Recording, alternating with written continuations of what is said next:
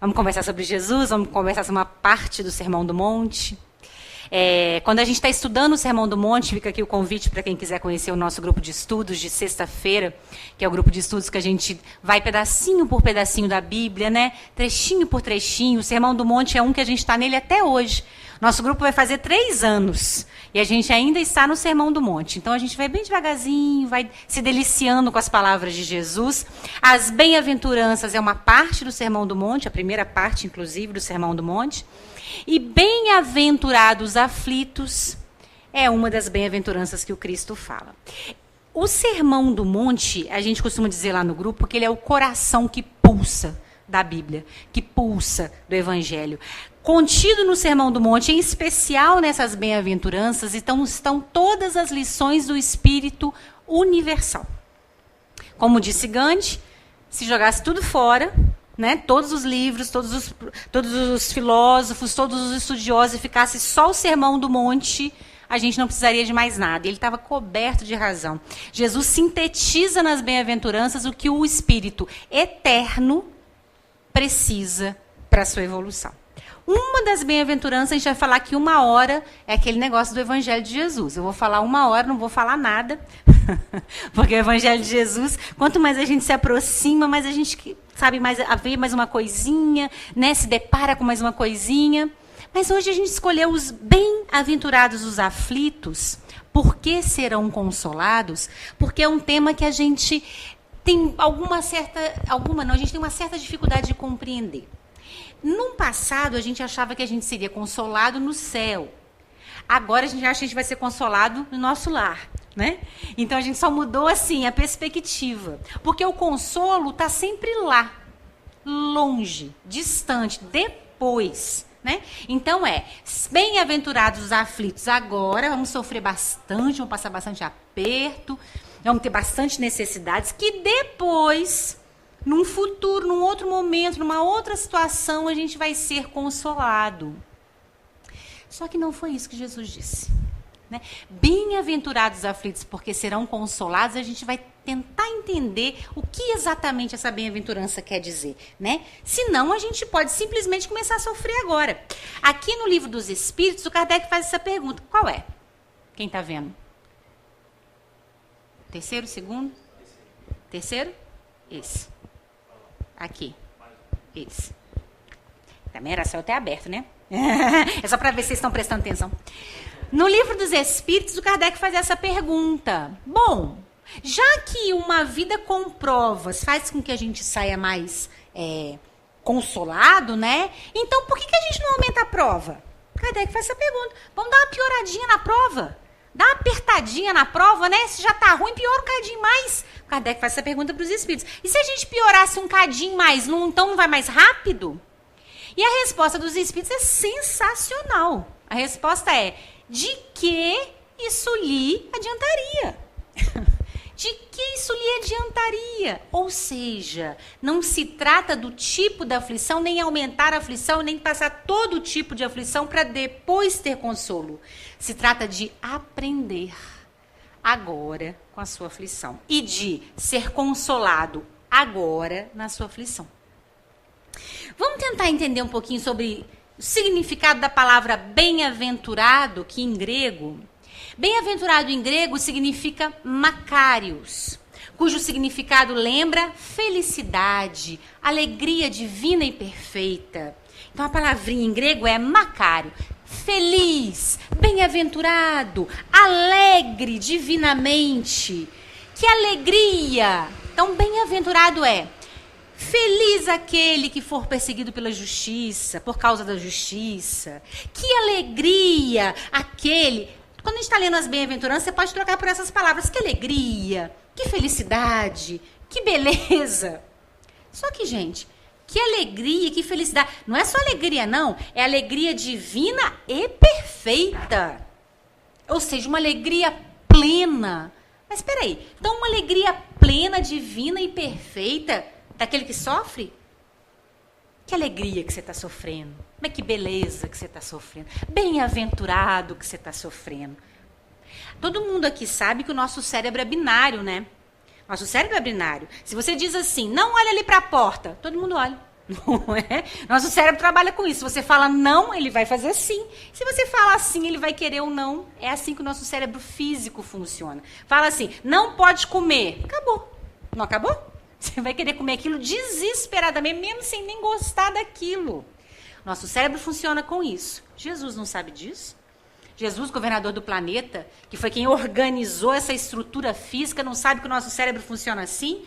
Então, se Jesus fala que alegria, que felicidade, que beleza sofrer, o cérebro entra em curto-circuito. Porque ou é uma alegria ou é para sofrer. Não dá para fazer as duas coisas ao mesmo tempo. Então, com certeza, não devia ser disso que Jesus estava falando, né? Ah lá. Para os gregos, essa palavra Makarios era usada para designar felicidade material.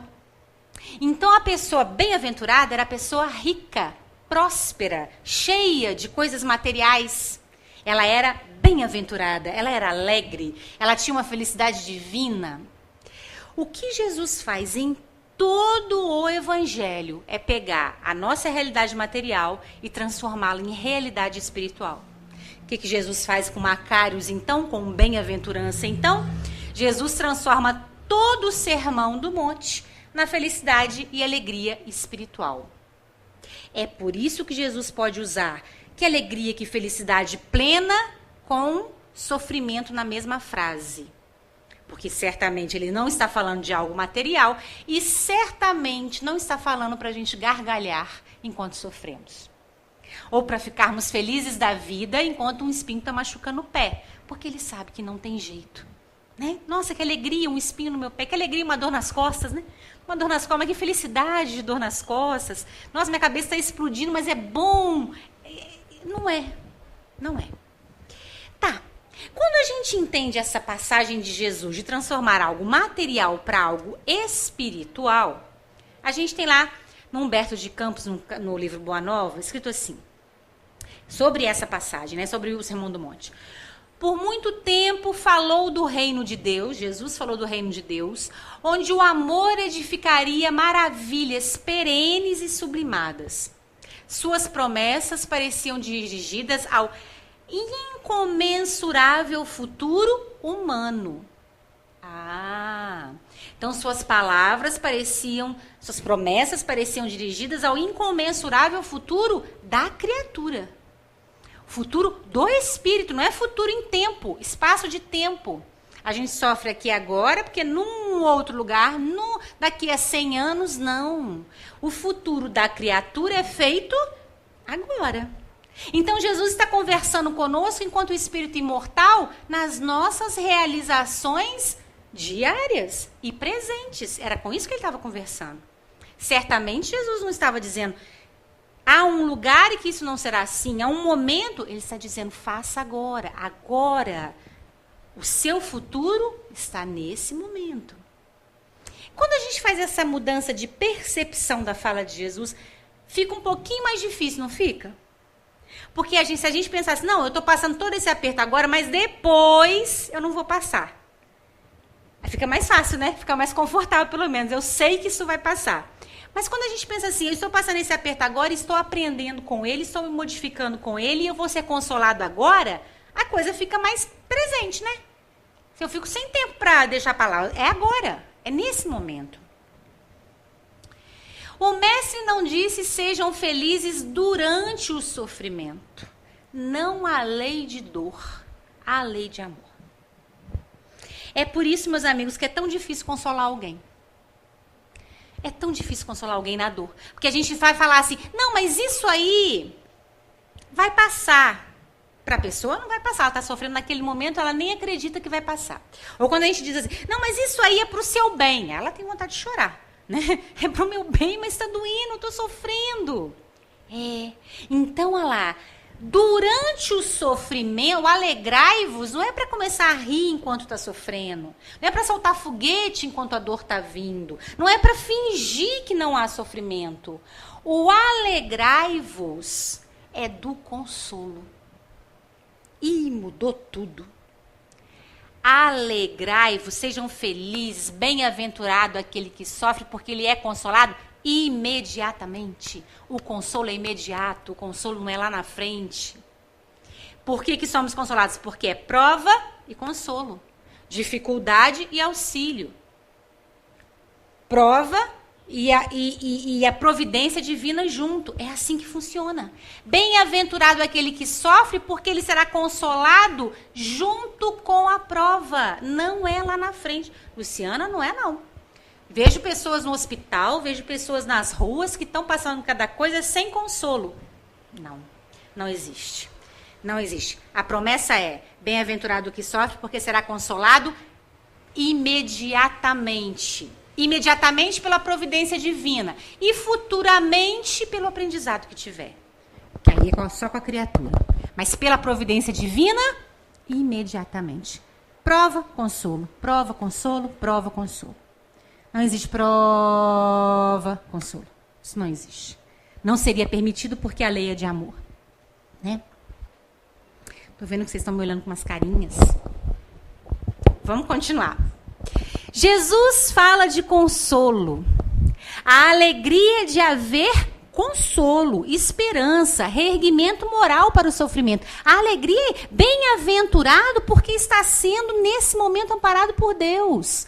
E aprendendo a se reerguer para o seu futuro imortal. Enquanto nós estamos vivendo sem essas dificuldades naturais da encarnação, normalmente a gente desliga os nossos pontos de encontro com o divino, com Deus, não é? E começamos num processo muito materializado, né? Muito terra-terra, muito tá na hora, muito é só isso aqui. Quando a gente começa um processo de sofrimento, a gente começa a abrir as antenas, né? Porque o sofrimento faz isso. Faz a gente retomar, entrar para dentro, faz a gente começar a pensar coisas que a gente não pensava, a gente começa a abrir as tomadas com o divino e começa a se reestruturar, se reerguer como criatura imortal. Então são duas coisas. Abrimos as tomadas e somos consolados e nos fortalecemos para continuar a caminhada. São dois processos, né? Então Jesus fala que a alegria, felicidade perfeita, bem-aventurado, porque ele receberá um consolo divino. E então terá condições de se repensar, reestruturar, refazer-se. Não é alegria na dor. Senão fica parecendo realmente um grande masoquismo. Não é? E não se trata disso. A doutrina espírita não trata de masoquismo. Vamos sofrer bastante. Kardec, quando perguntou isso, vamos sofrer mais um cadinho para dar uma acelerada? Eles vão responder, bobagem. Isso não vai ajudar em absolutamente nada. Bom, então Kardec começa a fazer perguntas. Bom, então tá bem. Então, bem-aventurado, que alegria perfeita, que felicidade plena, aquele que sofre porque vai ter a oportunidade de abrir os seus caminhos para a intervenção divina e será consolado. Mas o Kardec começa a perguntar assim, mas espera aí, mas e a dor tal? Mas espera aí, e o sofrimento X? Então ele começa a questionar os espíritos. Na verdade, é como se ele quisesse pegar, mas espera aí, essa dor aqui não tem consolo não. Mas é aquela ali, não tem consolo não. É como se ele quisesse achar uma dor que não tivesse consolo. Não é? E ele começa a questionar das muitas dores que nós passamos, né? Lá no Livro dos Espíritos, nesse trechinho aqui, ó, felicidade e infelicidade relativas, a gente conhece muito bem a resposta da felicidade, né? Felicidade não é deste mundo. A gente gosta dessa resposta. A infelicidade também é relativa. Senão fica parecendo, né? A felicidade não é desse mundo. Esse mundo é só infeliz. Não. Também é relativo. As duas. A felicidade e a infelicidade. A felicidade, porque eu não sei o que é felicidade. Quando Francisco de Assis fala assim, obrigado, irmã dor, eu não sei do que ele está falando. Eu não sei como é que ele pode estar feliz com aquilo. Eu não tenho condições de compreender. Ele tem. Então, felicidade para ele, nos mundos felizes, eu não sei. Nesse meu planeta, eu sei o que é felicidade. Tem algumas coisas que me deixam muito felizes. Nesse planeta eu sei. Porém, eu não consigo tê-las o tempo todo. E as coisas que me deixam infelizes também são relativas. Ao tipo de pensamento, a forma como você vive no mundo, as coisas que você acredita. Quem não acredita em nada, quando sofre, deve ser muito duro, muito seco, muito difícil. Já quem acredita, já consegue passar por aquilo de uma forma mais leve. Então, a infelicidade também é relativa, viu, gente? Esse mundo não é um mundo de infelicidade, não. A felicidade não é desse mundo, a felicidade que nós ainda nem compreendemos. E a infelicidade é relativa também, né? E aí o Kardec pergunta assim na questão 922. A felicidade terrestre é relativa à posição de cada um, nós compreendemos isso.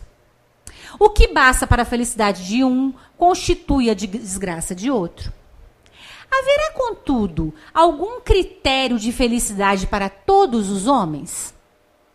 Então tá bem, a felicidade é relativa, o que é para uns não é para outros, tá bem. Mas haverá algum critério de felicidade para todos os homens? Qual que é a palavrinha de tropeço? Aquela palavrinha que o Kardec coloca para saber se o espírito é sábio. Se o espírito não for sábio, ele vai cair nela. Qual que é a palavrinha que dá um tropeço aí nessa pergunta? Isso, todos. Kardec está perguntando se há um critério de felicidade para todos. Todos é todos. Todos é um sheik árabe que não tem mais aonde colocar o seu dinheiro e faz um vaso sanitário de ouro. Faz um banheiro todo de ouro. Todos é um morador do interior do Nordeste que não tem condições nenhuma de beber uma água, de se tratar, de comer. Todos é todos. Todos é alguém que vai ser tratado no Copador, no Rio de Janeiro, com os melhores profissionais, com os melhores exames, com as melhores medicações, tudo a tempo e a hora. Todos é alguém que está na fila do SUS há 5 meses para fazer uma operação e não consegue se operar e a doença está piorando e a pessoa está definhando. Todos é todos. A pergunta é, há um critério de felicidade para todos? Capciosa a pergunta, não é? Se a gente levar em consideração todos. Se fosse eu, Luciana, respondendo, ia dizer não. Porque, pelo amor de Deus, o sheik árabe e o outro companheiro ali não tem nem como a gente comparar. Como é que esse e esse vão ser felizes do mesmo jeito? Não é assim? Gente, olha a resposta dos espíritos. Ui, fiz bagunça. Olha a resposta dos espíritos. Para a vida material, é a posse do necessário. Para a vida moral, a consciência tranquila e a fé no futuro. Ponto. Oi? Pensei que ele escreveu um texto, né? Não, de acordo com a condição financeira, social, não. Há um critério para todos? Há. Questão material, posse do necessário. Questão moral, consciência tranquila e fé no futuro. Isso aqui permitiria com que todos os encarnados nesse planeta fossem felizes. Olha só que coisa, né? Olha só. Mas, Luciana, isso é muito simples. Isso é muito simples. Posse do necessário. Por favor, pessoal, posse do necessário não quer dizer, né? Mendicância, não quer dizer abandonar as questões materiais, não é nada disso. Posse do necessário é não se perder nos excessos. E a consciência tranquila e a fé no futuro é acreditar que somos guiados por um Pai de amor, que nos consola, que nos guia, que está acima de nós. Essas duas referências teriam condições de sustentar a nossa felicidade de todo o planeta. Todo o planeta. Bom, então a primeira pergunta, que é: esse mundo é desigual, esse mundo não está certo, esse mundo tem muitas diferenças, logo não dá para todo mundo ser feliz, já caiu por terra. Os espíritos disseram, daria. Daria. A gente é que se desequilibrou, né? E aí Kardec vai para mais uma pergunta. Bom, então 933. Se o homem é quase sempre o artífice, né, aquele que promove os seus sofrimentos materiais, também será o causador dos seus sofrimentos morais? Então, se o homem é quase sempre aquele que causa os seus sofrimentos materiais, porque tem sofrimentos que ele realmente não é ele que causa, ele é causado, né? É ele que sofre. Também será o causador dos seus sofrimentos morais? Aí o Kardec está querendo fazer assim. Bom, tá bem. Então tem coisas que eu abuso, que eu sou displicente, que eu não presto atenção, e aí eu acabo sofrendo por causa disso. Tá, mas as questões morais não é da minha conta. As questões morais, elas chegam até mim, né? E aí os espíritos respondem, mais ainda, porque os sofrimentos materiais, algumas vezes, independem da vontade. Mas o orgulho ferido, a ambição frustrada, a ansiedade da avareza, a inveja, o ciúme, todas as paixões em suma, são torturas da alma. Ah, não gostei. Vamos parar a brincadeira, né? Então está dizendo que eu sou o promotor do meu sofrimento?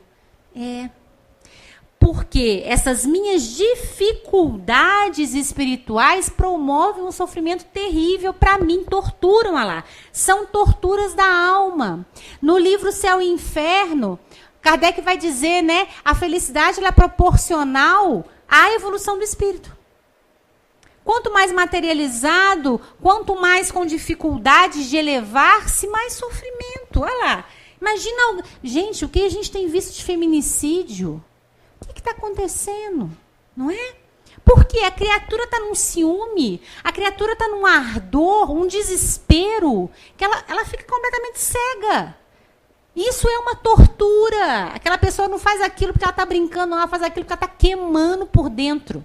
Está queimando, está perdida, está translocada, não é? Então, é tortura, não é? É dor, não é? Vocês imaginam, eu sempre digo isso, né? Porque é a minha questão. Vocês imaginam a gente não ter mais ciúme? Já imaginou? Não tem mais ciúme, tá tudo bem. Não tem problema. Tá tudo certo. Você não vai mais sofrer com isso. Podem te provocar o quanto quiserem, isso não te ataca mais. Aí tem pessoas que dizem assim, mas Jesus ficou nervoso. Se Jesus ficou nervoso, rasga o livro, rasga a Bíblia e podemos ir embora para casa. Porque nervoso é paixão. E paixão tortura quem tem. Espírito evoluído não tem paixão. Que tortura. Já venceu, já passou. Então, não tem como Jesus estar nervoso. Né? Ou com ciúme, ou com ambição, ou com avareza. Todas essas características da nossa evolução, do momento evolutivo que estamos passando, nos torturam a alma, promovem sofrimento, dificultam o nosso caminhar. Agora, é claro que tem alguns sofrimentos materiais que, não é? Então, um furacão levou a casa toda. Realmente, eu não tive nenhuma ação sobre o furacão. Vocês se lembram aquela época do que o presidente Collor tomou o dinheiro da poupança? Né? Muitas pessoas infartaram, não é? Infartaram de desespero porque o dinheiro estava preso. Por quê? Ela tinha alguma ação sobre aquilo? Não, foi totalmente externo. Veio de fora. Motivo tinha, não sabemos qual é, né? Com a questão da prova daquela criatura. Mas veio totalmente de fora, ela não teve ação. Teve gente que desencarnou. Porque o sofrimento foi tão grande por algo que ela não tinha. Então, alguns sofrimentos materiais realmente fogem. Mas os morais, o que a doutrina espírita está trazendo aqui, os morais são todos nossos. Dá vontade de deixar de ser espírita, né? Porque eu queria tanto que os morais fossem um problema da minha mãe, né? Não, eu sou assim porque é a minha mãe. Eu sou assim porque é o meu chefe. Eu sou assim porque é o meu marido. Não.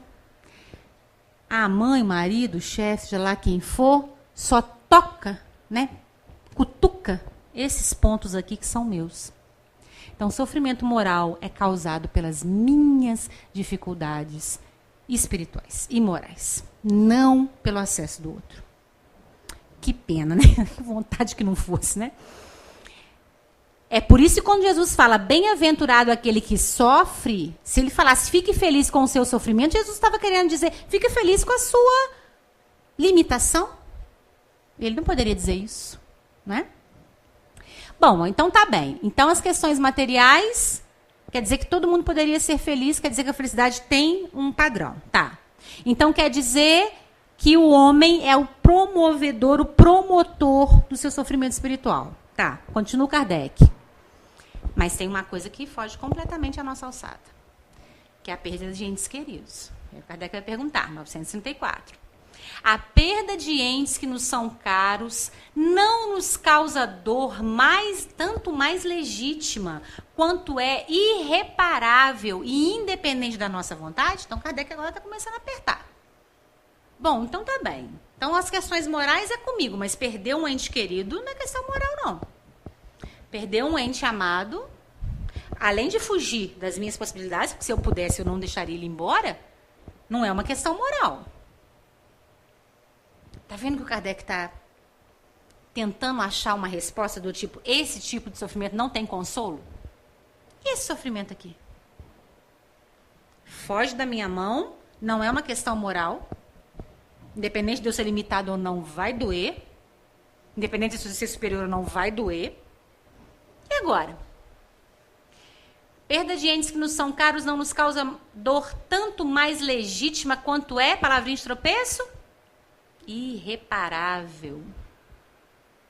Aí o Kardec faz essa pergunta, mas ele coloca a palavra irreparável. Ele está perguntando se esse tipo de dor não tem como consolar. Esse tipo de dor não tem como reparar. Não é verdade? Perguntou ele para os espíritos. E os espíritos respondem. Essa causa de sofrimento atinge tanto o rico quanto o pobre. Representa uma prova ou uma expiação e a lei é comum para todos. A gente lê essa resposta e fala, nossa, que frieza. Né? Parece uma resposta fria. Mas o que os espíritos estavam tentando mostrar para Kardec é que se ela fosse irreparável, não seria dada a todos. Se ela não tivesse condições de ser, de alguma forma, consolada, não existiria para os humanos. Porque Jesus tinha dito, bem-aventurados que sofrem porque serão consolados. Se não tiver consolo, o humano não sente. Porque é prova, consolo. Prova, consolo. Se não tivesse consolo, não seria essa a prova. Teria que achar uma outra. Não é? Então, essa é uma prova de todos. Em qualquer situação social, em qualquer condição financeira, em qualquer raça, em qualquer religião. Essa é uma condição de todos. Se é uma condição de todos, existe reparação. E a doutrina espírita vem aqui, que aliás eu acredito, que é uma das coisas que mais podem consolar alguém, é dizer, a gente não morre e você se encontra de novo. Eu acredito que essas duas, não é teorias, né, mas essas duas informações do mundo espiritual, ela serena um coração, né?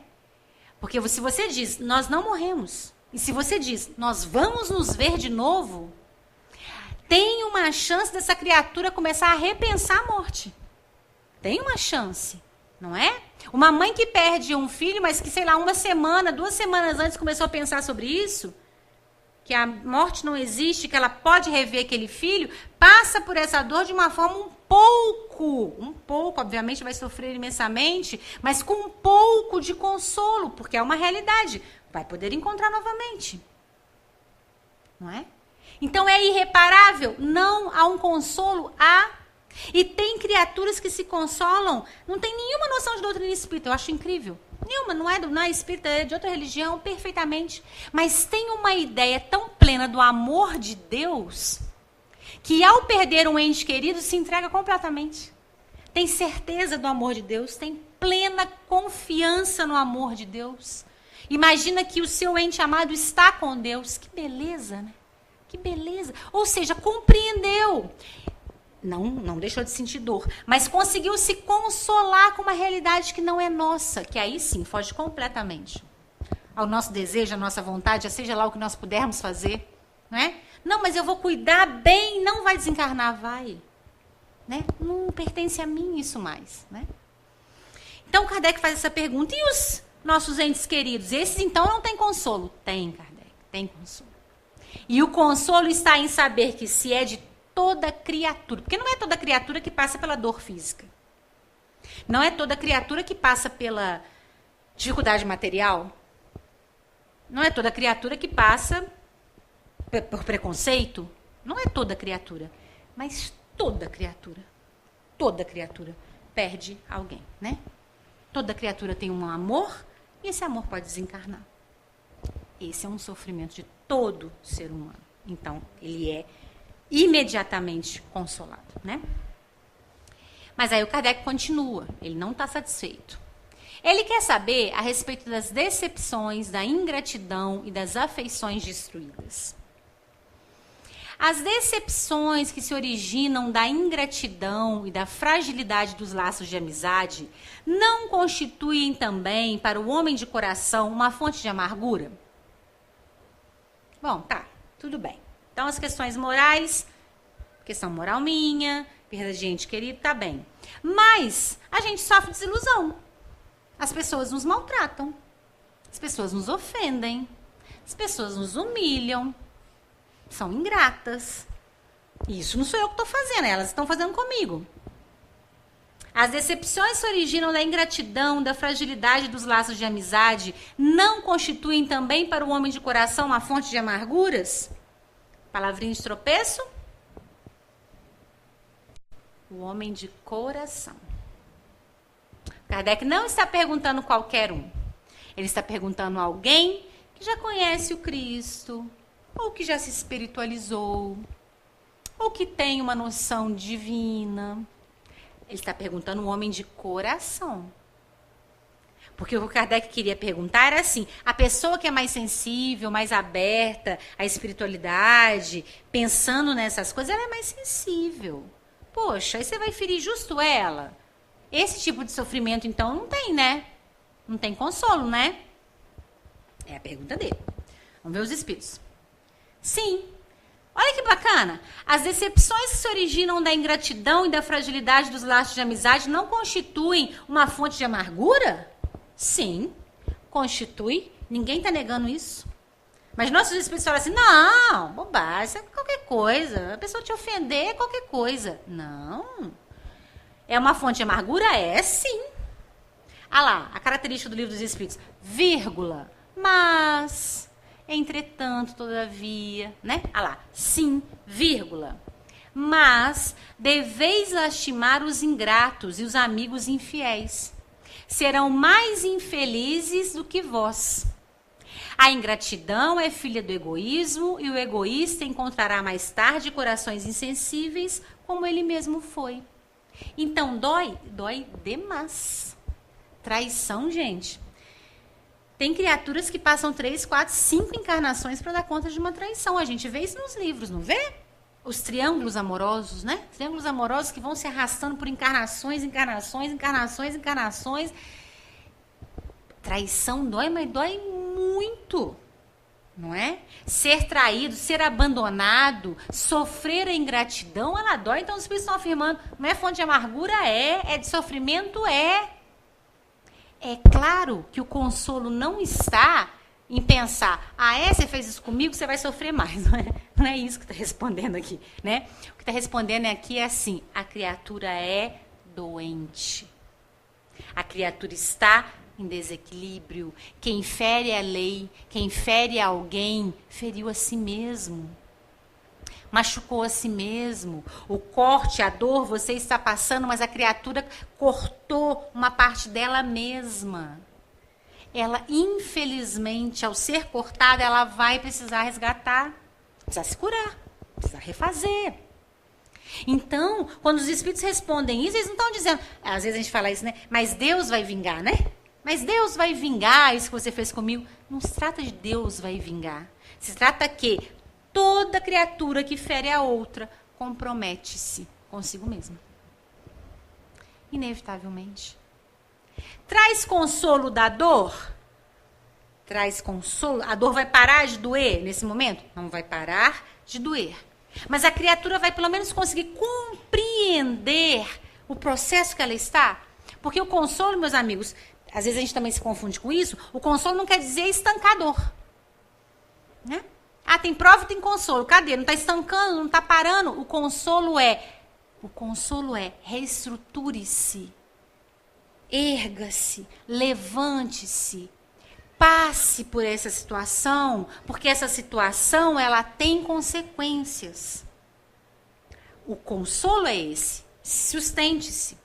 Eu me lembro de uma vez que, não sei se vocês se lembram, muito tempo atrás, passando no Fantástico, que o Divaldo foi acusado de plágio do Chico. Não, o Divaldo foi acusado de plágio do Chico. Mas aqui, aí pegava uma parte da Joana e uma parte do Emmanuel, trechos, né? Pegava uma parte de André Luiz e uma parte de Manuel Filomeno de Miranda. Aí eles fizeram nas pesquisas, né? Aqui, os trechos são muito parecidos, então o Divaldo estava plagiando o Chico Xavier, né? Aí foram fazer entrevista com o Divaldo falou assim, olha, primeiro que não sou eu que escrevo. Essas palavras não são minhas. Segundo, que os espíritos não têm para onde correr. Eles vão falar sempre a mesma coisa. Não tem para onde correr. Vai falar, tenha calma, tenha paciência, tenha tolerância, aguente firme, já vai passar. Como é que eles vão falar diferente disso, se essa é a realidade? Né? Então ele falou assim, eu não tenho o que fazer. A Joana vai dizer o mesmo que o Emmanuel mesmo, vai dizer o mesmo que o André Luiz, vai dizer o mesmo que o Manuel Flamengo de Miranda, vai dizer o mesmo que o Dr. Bezerra de Menezes, não tem para onde correr. Né? É sempre a mesma coisa. Então, o consolo, ele é nesse sentido, estruture-se. Suporte, aguente, força. Às vezes eu escuto pessoas falando isso também, né? Não dou conta de ficar ouvindo mentor espiritual, não. É sempre a mesma coisa. Vai passar. Você vai aguentar, você vai sair dessa. Né? Respira fundo, toma uma aguinha, respira 10 minutos, né? Mas que coisa chata, todos falam a mesma coisa. Bom, se todos falam a mesma coisa, essa coisa deve funcionar, né? Então, o consolo aqui é acreditar que essa criatura entrou num processo de sofrimento muito parecido com o seu. Luciana não entrou, não. Tá andando de carrão, comprou casa nova, só tem coisa boa, tá cada vez mais rico, mais bonito, mais... Entrou num processo de sofrimento. Ela lesou você. Ela lesou a lei, então ela se lesou. Não tem jeito. Não tem jeito. Tá. Kardec vai continuar as perguntas dele. Aqui, não vai ser pergunta não, aqui vai ser o Evangelho segundo o Espiritismo. Em 1800, a palavra era melancolia. Hoje em dia a palavra é depressão, mas o processo é o mesmo, tá? Capítulo 5, Kardec vai falar sobre melancolia. E aí os espíritos vão dizer assim: sabeis por que às vezes uma vaga tristeza se apodera dos vossos corações e vos faz achar a vida tão amarga? Isso não é novo, não. Isso é desde que nós estamos aqui nesse mundo, né? É que o vosso espírito, aspirando à felicidade e à liberdade, mas ligado ao corpo que lhe serve de prisão, esgota-se em vãos esforços para dele sair. Porém, reconhecendo que são inúteis esses esforços, cai no desânimo. E como o corpo lhe sofre a influência, sois tomados pela lassidão, que é aquela preguiça, né? Aquele cansaço, pelo abatimento e por uma espécie de apatia. Por isso vos julgais infelizes. Gente, exatamente o que a gente escuta hoje em dia. Lassidão, abatimento, espécie de apatia. Não é exatamente o que a gente vivencia hoje em dia? Quando a gente escuta uma pessoa em depressão falar, ou quando a gente escuta alguém que está transtornado falar, não é isso? Eu não tenho vontade de nada, não é? A vida perdeu o sentido, né? Que sentido tem essa vida? Olha a confusão, olha as coisas acontecendo, olha quanto crime, olha quanta dor, não é? Essa sensação de apatia, as pessoas vão perdendo as forças, né? Fazer o bem para quê? Que diferença faz? Esse sentimento, amigos, é inerente à criatura humana. Primeiro, porque o espírito, quando se encontra encarnado, ele sabe das coisas que estão o aguardando. Nós sabemos, né? Nós sabemos o que está nos aguardando. O que nós vivenciamos no mundo espiritual, nós sabemos. Mas estamos aqui nesse momento vivenciando o mundo da matéria. Essa aspiração a algo melhor, não é à toa que quem está deprimido dorme demais, né? Que é como se fosse um retorno ao mundo espiritual, né? Ficar vivenciando o mundo espiritual. Essa aspiração que a gente ainda não pode, porque está vivendo essa vida, porque está encarnado, faz com que o espírito comece a entrar em luta e aí vai perdendo as forças. Se não agir, se não atuar, se não fizer algo com isso, vai perdendo as forças, vai minando as forças. E é melhor estar lá. Vocês já ouviram aí o pessoal falando daquela experiência de quase morte? Pessoas que, né, têm infarto ou um problema, está quase chegando, né? No mundo espiritual, melhor, está chegando. E quando elas retornam para o corpo físico, elas falam, mas era bom o que eu estava sentindo, não é? Mas eu estava num lugar bom, mas era bom, mas tinha uma luz, mas tinha uma voz, e era bom. Porque o mundo espiritual, ele é um mundo onde nós reconhecemos o que tem lá, é nosso. Acontece que nesse momento nós não estamos lá, nós estamos aqui. Quando começa essa luta de podia estar melhor, né? Podia não estar precisando de dinheiro, né? Eu podia não estar sentindo essa dor, né? Eu podia acabar com isso, né? Aí a gente começa a enfraquecer. Então, Kardec começou a falar desse sofrimento que a gente passa. Não é novo, não é de agora, não é desse momento. Obviamente que agora e nesse momento, a nossa realidade do mundo tem propiciado que mais pessoas entrem nesse processo de sofrimento, não é? O excesso de informação, as dificuldades materiais, o excesso de rapidez que as coisas acontecem. Tudo isso, obviamente, vai só aumentando a nossa angústia. Mas é uma angústia inerente à criatura. Não estar aqui, estar lá, né? O Chico, nesse finalzinho da vida dele, o Chico estava muito debilitado, né, gente? O Chico mal falava, o Chico ficava mais deitado, o Chico estava com muita dificuldade. E vocês vão se lembrar daquela cena de uma luz entrando no quarto do Chico, no quarto do hospital, né, que foi gravado, e perguntaram para o Chico quem era, ele falou assim, minha mãe e o Emmanuel, né? E perguntou o que eles vieram fazer, e o Chico falou, eles vieram me pedir paciência. Vieram me pedir paciência. A paciência por quê? Porque o Chico estava doido para ir, né? Já estava ali num corpo que estava com dificuldade de mantê-lo ali. Ele queria muito ir. Mas e aí? Não podia ir, não estava na hora ainda de ir, não era o momento de ir. Não naquela situação. Paciência, né? Calma. Até porque o Chico estava mais lá do que aqui, né? O Chico caminhava para os dois lados, né? Tá, vamos para o último. Vamos para a última questão. Doenças do corpo físico. Boa noite, meu amigo. Que bom que você chegou. Doenças do corpo físico. Bom, então nós falamos de depressão. Vou tirar daqui, senão vocês vão ler. Nós falamos de melancolia. Nós falamos de dificuldades materiais. Nós falamos de que se há um pré-requisito de felicidade para todo mundo. Nós falamos de dificuldades morais das pessoas nos causarem mágoa, das pessoas nos causarem ingratidão. Tá.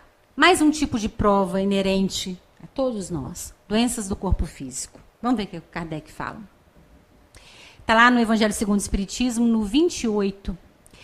As doenças fazem parte das provas e das vicissitudes da vida terrena. São inerentes à grosseria da vossa natureza material, a nossa natureza material, e à inferioridade do mundo que habitamos. Bom, então, doenças é inerente à nossa inferioridade espiritual e ao mundo que habitamos. Quanto mais materializado o espírito, mais propenso a adoecer-se. Quanto mais materializado o planeta, mais propenso a adoecimento, né? As paixões e os excessos de toda a ordem. Onde é que a gente leu isso aqui? Paixões e excessos? Nas dores morais, né? As paixões e os excessos de toda a ordem semeiam em nós germens malsãos, às vezes hereditários. Nos mundos mais adiantados, física ou moralmente, o organismo humano mais depurado e menos material não está sujeito às mesmas enfermidades. E o corpo não é minado secretamente pelos efeitos desastrosos das paixões. Então, até as doenças do nosso corpo físico são responsabilidade do nosso desenvolvimento espiritual. Ah, não, Luciana, pelo amor de Deus. Dengue é o pernilongo, né? Me ajuda, não tem nada a ver com dengue. Infelizmente eu tenho, porque é a minha condição moral que faz com que eu ainda reencarne num planeta que ainda tem um mosquitinho danado que provoca essa doença. E é a minha condição espiritual que abriu alguma brecha em alguma situação que esse organismo físico adoece. Inclusive as doenças do corpo físico são resultado das nossas dificuldades morais. É difícil ser espírita, né, não? Oh, meu Deus do céu! Fica jogando tudo pra gente, coisa horrorosa, né? Joga um pouco mais pra lá, mas não joga. Traz de volta pra cá, por uma razão muito simples. Por uma razão muito simples. Traz de volta pra cá, para que eu me conscientize e então me livre disso. Aí sim, quando eu me livrar disso, acabou. Acabou. Aí eu vou embora. Aí o planeta que vai poder me aceitar é outro. A forma que eu vou estar é outra. Aí sim, não é? Mas enquanto eu jogo para o outro, enquanto eu falo de fora, enquanto eu acredito que o outro é o problema, aí eu não cresço, né? Eu fico aqui onde eu estou exatamente. Então, até essa dor, até essa provação, até essa dificuldade faz parte do nosso processo de crescimento ainda. Então, o que o Kardec fez? Ele pegou várias dores, não é bem-aventurados os aflitos? Bem-aventurados que sofrem? Então, ele pegou várias dores, várias aflições, falou assim, essa aqui, alguma delas não tem consolo, ou alguma delas não tem saída, ou alguma delas não depende de mim, e é só um castigo divino? Não. Uma por uma os espíritos foram dizendo, não. Logo, meus amigos, se há prova, se há dificuldade, há consolo. Olha que coisa maravilhosa. Na dor do corpo físico. Ah, Luciano, o consolo seria acabar com a dor do corpo físico. Como seria isso? Se acabasse com a dor do corpo físico, o que ia fazer com o espírito? Tá bem, então acaba. Jesus acabou com uma porção. Uma porção ele pôde acabar. Uma porção não. Uma porção ele acabou. Levantou paralíticos, curou leprosos, tirou a cegueira, de muitas dores do corpo físico, porque naquele momento o espírito tinha condições de se curar, curou. Mas e quando não tem? Quando o espírito não tem? O consolo seria acabar com a dor? O consolo seria tirar a prova? O consolo seria acabar com aquele sofrimento da dor do corpo físico? Mas aí o que faz com o espírito?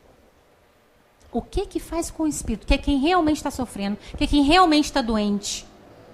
O que faz? Né? Então, uma por uma os espíritos foram dizendo, o consolo não é acabar, tirar, diminuir, cortar. O consolo é sustente-se, levante-se, vá firme, melhore-se, reestruture-se espiritualmente. O consolo é sempre esse. Estamos aqui para te ajudar. Vamos fazer juntos. O passo que a gente toma ali, né? O passo que a gente toma ali reequilibra chakras, não é? Equilibra essas zonas de encontro do perispírito com o corpo físico. Os companheiros orientais chamavam de chakras.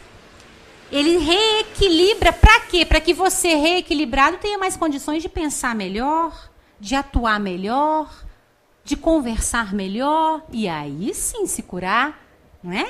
E aí sim se curar, porque você está curando o espírito, você está reestruturando o espírito.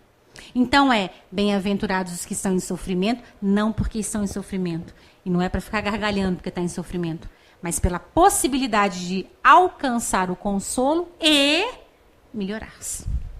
E reestruturar-se. E aí, para finalizar, a gente traz essa mensagenzinha do Emmanuel, está no livro Ceifa de Luz, o capítulo é 27, chama-se Aflição e Tranquilidade. Duas coisas que, a princípio, não convivem juntas. Quem está aflito está em desespero. Aquela coisa do nosso cérebro dual, né? Mas aí o Emmanuel coloca as duas palavras numa mesma frase. Aflição e tranquilidade. Valoriza a aflição de hoje, aprendendo com ela a crescer para o bem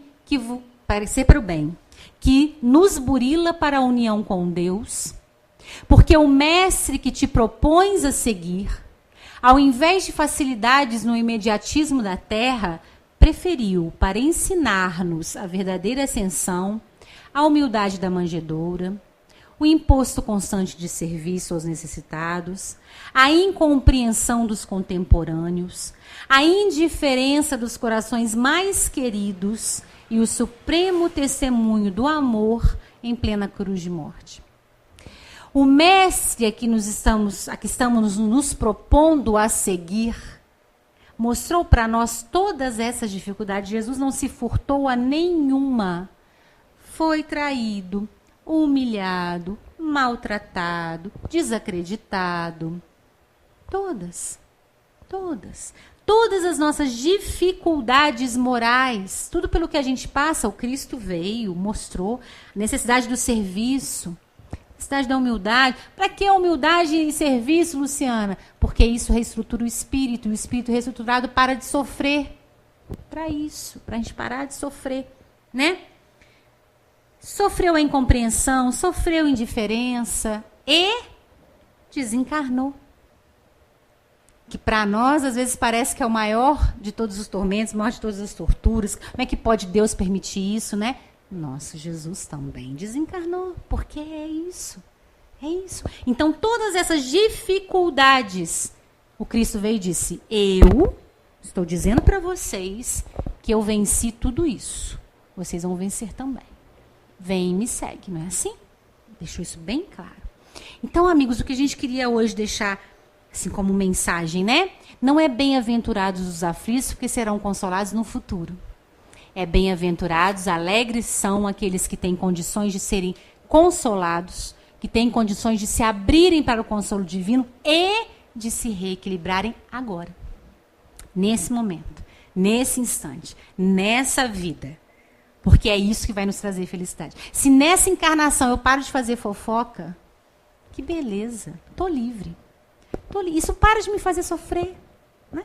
Se nessa encarnação eu paro de ter ciúme, se nessa encarnação eu paro de ter avareza, que beleza, eu paro de sofrer agora. Não é lá, não é agora. Para. Isso já não me humilha mais, já não me ofende mais. Então, que nós possamos ser consolados nas nossas dificuldades, que nós possamos compreender que o que Jesus nos propõe é para agora, para nesse momento, e em especial, que o consolo é juntinho com a dificuldade. É uma dificuldade, é um consolo, é uma dificuldade, é um consolo. Não é à toa que colocou um mentor espiritual do ladinho de cada um para sustentar as nossas forças, né? Muito obrigada, viu, amigos, pela atenção de todos vocês, que a gente volte para casa em paz e com muito Jesus no coração.